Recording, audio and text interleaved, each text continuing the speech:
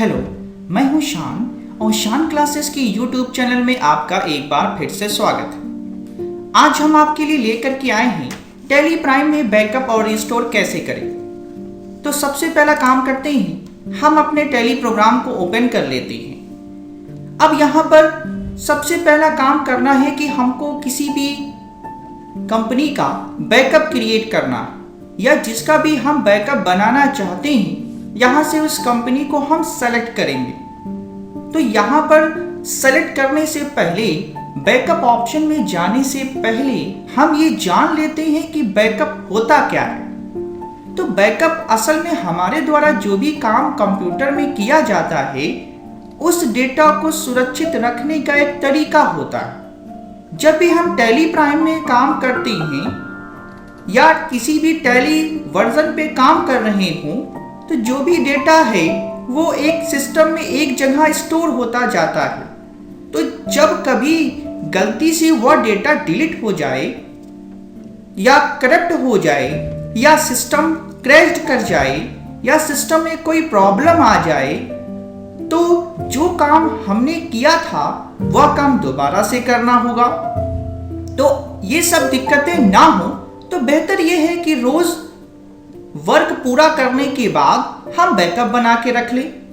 Backup की सहायता से जो डेटा सुरक्षित रखा हुआ है उसको कहीं पर आसानी से हम ले जा भी सकते हैं और जरूरत पड़ने पर उस डेटा को दोबारा से यूज में भी लाया जा सकता है। अब आपको एक बात और बता दूं कि बैकअप को हम अपने कंप्यूटर सिस्टम के ड्राइव्स में भी बना सकते हैं, या अगर हमने अपने सिस्टम में पेन ड्राइव लगाई हुई है, हार्ड डिस्क लगाई हुई है, सीडी लगाई हुई है, डीवीडी हो या कोई भी external device, storage external device हो, हम उस पर बैकअप बना करके रख सकते हैं। अब आइए सबसे पहले काम ये करते हैं कि हम यहां पर जिस कंपनी का हमको बैकअप बनाना है उस कंपनी को सेलेक्ट कर लेते हैं। तो यहां पर सबसे पहले हमको शान इंडिया कंपनी का बैकअप क्रिएट करना है, तो हमने इसको सेलेक्ट करके इंटर प्रेस कर दिया।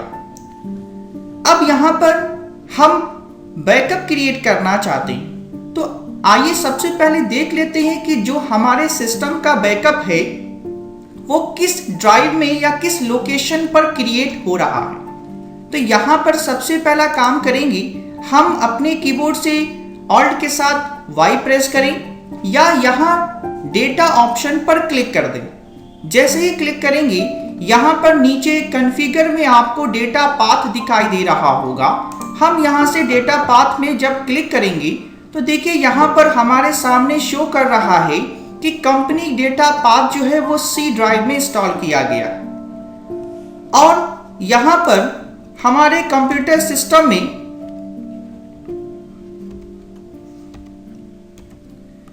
कंपनी का बैकअप जहां पर बनेगा वो सी ड्राइव में ही बनेगा, ये शो कर रहा है, बता रहा है। तो मैं आपको एक बात बता दूं कि सी ड्राइव में बैकअप नहीं लेना चाहिए, क्योंकि वहां कोई भी दिक्कत होने पर हमारा डेटा लॉस हो सकता है। तो इस वजह से हम जो बैकअप बनाएंगे वो किसी दूसरी लोकेशन पर क्रिएट करेंगे। तो उसके लिए हमें यह करना होगा कि या तो हम अपने कंप्यूटर सिस्टम के किसी दूसरे ड्राइव में बैकअप बना लें, या अगर हमने कोई एक्सटर्नल डिवाइस कनेक्ट की हुई है तो वो हमारे कंप्यूटर सिस्टम के इस माय कंप्यूटर वाले ऑप्शन में शो करेगी। अब चूंकि यहां पर हमने अपने कंप्यूटर सिस्टम में डी ड्राइव बनाई हुई है, तो हम डी ड्राइव में आपको बैकअप बना करके दिखा देते हैं। सेम यही प्रोसेस बाकी एक्सटर्नल डिवाइस में डेटा को बनाने का होगा। तो सबसे पहला काम करते हैं, यहां पर हम एक फोल्डर क्रिएट कर लेते हैं टैली बैकअप के नाम का। अब हमने यहां पर एक टैली बैकअप के नाम का फोल्डर क्रिएट कर लिया है और जब हमारा ये फोल्डर क्रिएट हो गया है तो अब हम ये काम करते हैं कि यहां पर जो आपको लोकेशन दिखाई दे रही है इस पर हम क्लिक करते हैं और ये जो आपको लोकेशन शो कर रहा है d:/टैली बैकअप, इसको हम कॉपी कर लेते हैं। जब ये कॉपी हो जाएगा तो अब इसको हम बंद कर देते हैं और स्केप करके हम पीछे आते हैं।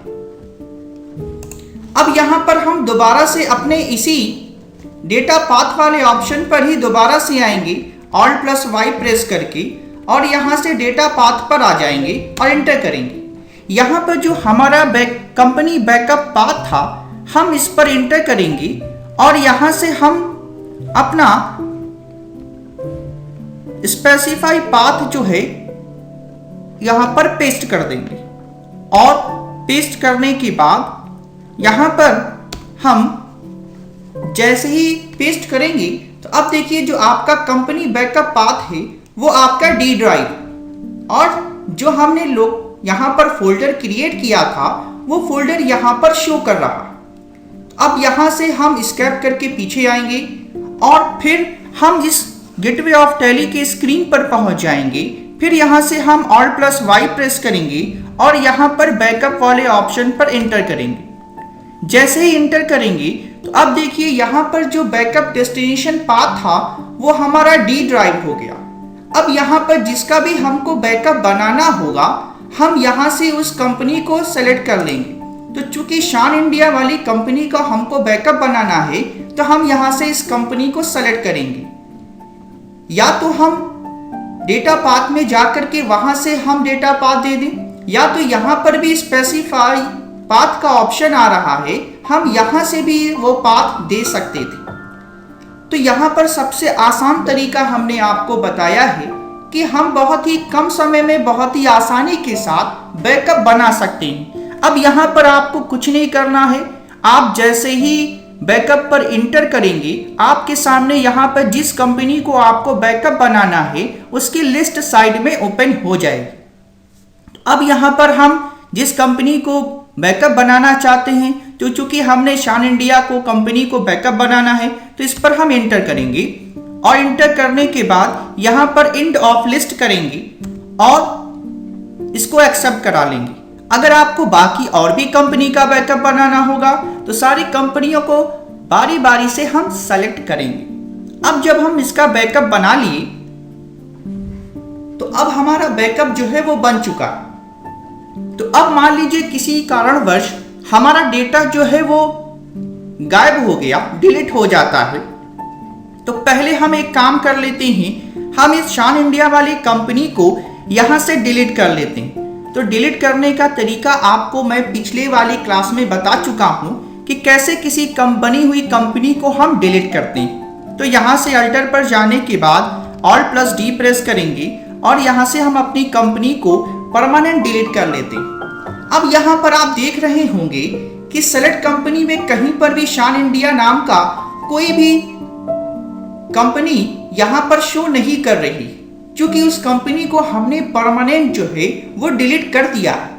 तो अब उसका हम बैकअप लाना चाहते हैं, बैकअप बनाना चाहते हैं। तो बैकअप बनाने का काम, सबसे पहला काम ये करेंगे कि हम यहां से Alt+Y प्रेस करेंगे या हम इस डेटा वाले ऑप्शन पर क्लिक करेंगे और यहां से रिस्टोर में चले जाएंगे। जैसे ही रिस्टोर में जाएंगे तो जिस भी फाइल का हमने बैकअप बनाया हुआ था वो यहां पर राइट साइड में हमारे शो करने लग जाएगा।